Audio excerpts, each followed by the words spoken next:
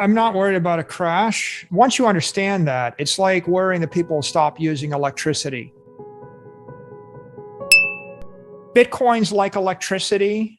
And you could imagine in 1900, if someone said there was got this new thing called electrical energy, you should figure it out. People would be afraid of it. I heard someone got shocked, to death, electrocuted. It burned somebody's house down. I'm not quite sure. I need a degree to figure it out. I'm afraid of it. I would say Bitcoin's like that. You kind of need to figure it out. It's a once in a lifetime thing. It's worth the investment to figure it out. If there's one thing you learn in the 30 years, you probably ought to learn Bitcoin. It is digital energy. Michael Saylor, in a recent 1.5-hour interview, gave his thoughts about cryptocurrency crashing, specifically Bitcoin, along with some strong talking points to support his bullish support. He admitted to the coin being volatile, but regarded this as a feature instead of a bug, and continued to stress the importance of hodling Bitcoin beyond 10 years because everyone is going to want it and need it, just like Google, Facebook, Apple, and Amazon. Because of its demand and scarce supply, Saylor is beyond confident that Bitcoin will go up forever. The idea of everyone wanting or even needing Bitcoin doesn't seem plausible to traditional investors who see value in being able to physically touch other scarce assets such as gold, real estate, and art. This is a common rebuttal from Bitcoin skeptics. When confronted about this counter-argument for Bitcoin's value, here is what Saylor had to say. The perfect money would have no utility, right? You don't want to use corn as money or alcohol as money or cigarettes as money or houses as money or bales of tobacco as money or gold as money, because these things have a utility value as jewelry, as houses. If you monetize houses, nobody can afford to buy one. If you monetize gold, your jewelry just got 3 times as expensive.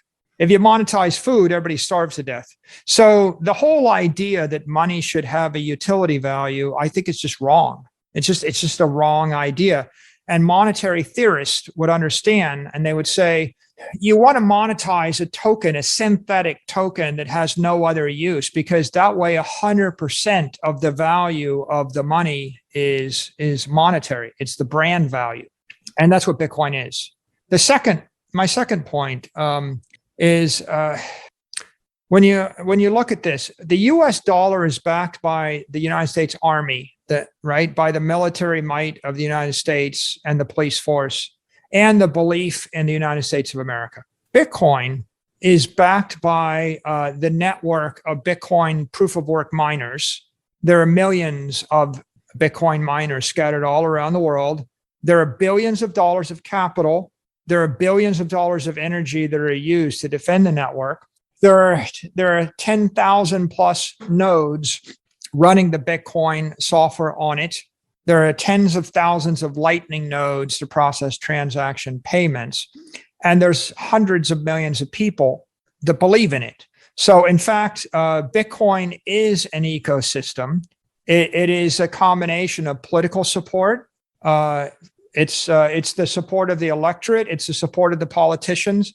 It's the support of the miners. It's the support of the holders. It's the protocol itself, which is built into tens of thousands of companies and built into many political jurisdictions.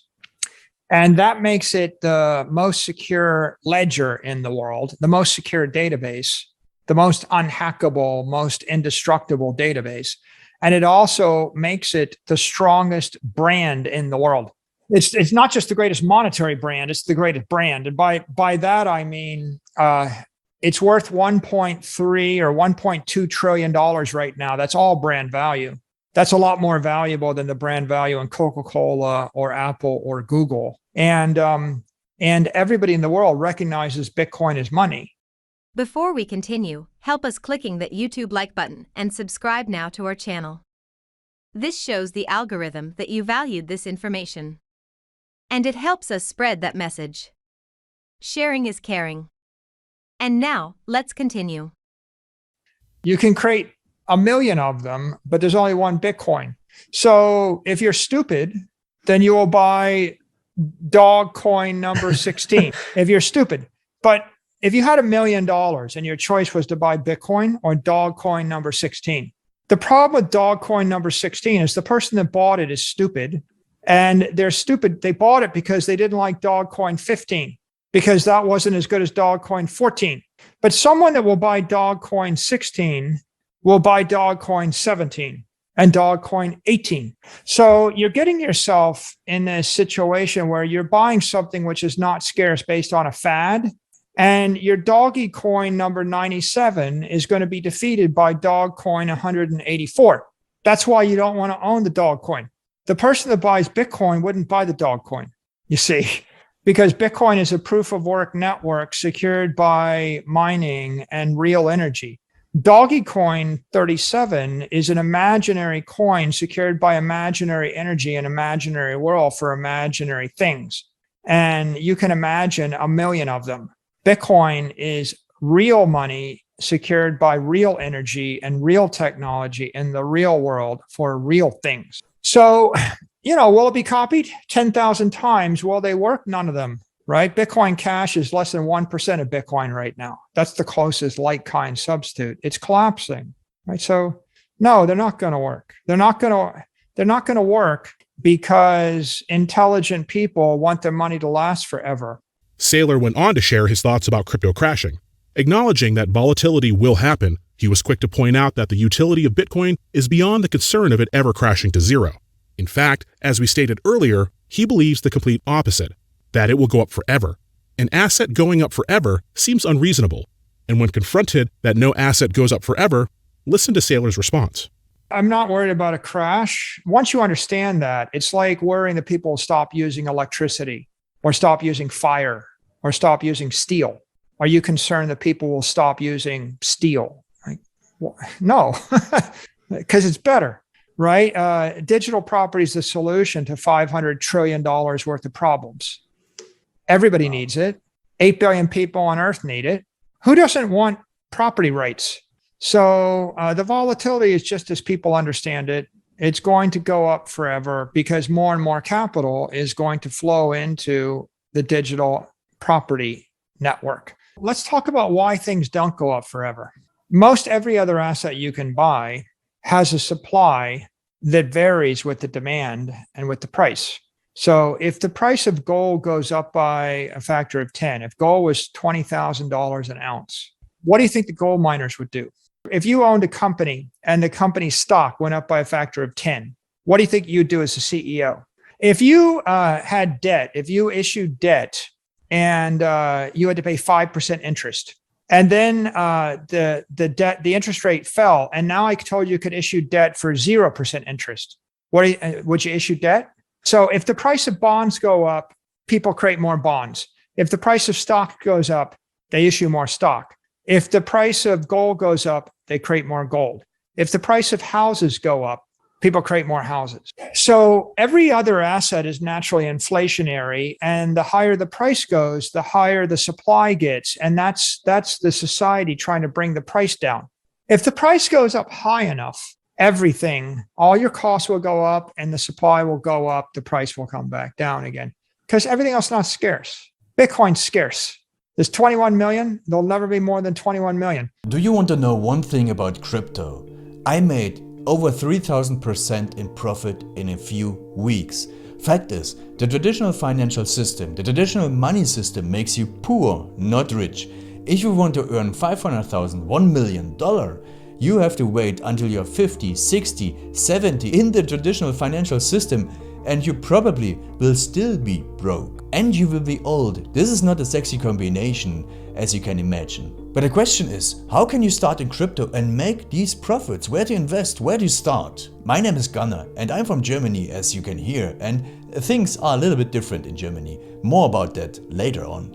Fact is, there are lots of different cryptocurrencies. It's a gigantic universe where beginners and professionals get easily lost. But there is light at the end of the tunnel. There are 7 key steps you need to follow to become successful in this market. You have to know them, and if you fail one of them, it's literally impossible to succeed in this market. Just an example, one of the key points is your exchange, and one of the biggest are, for example, Binance and Coinbase.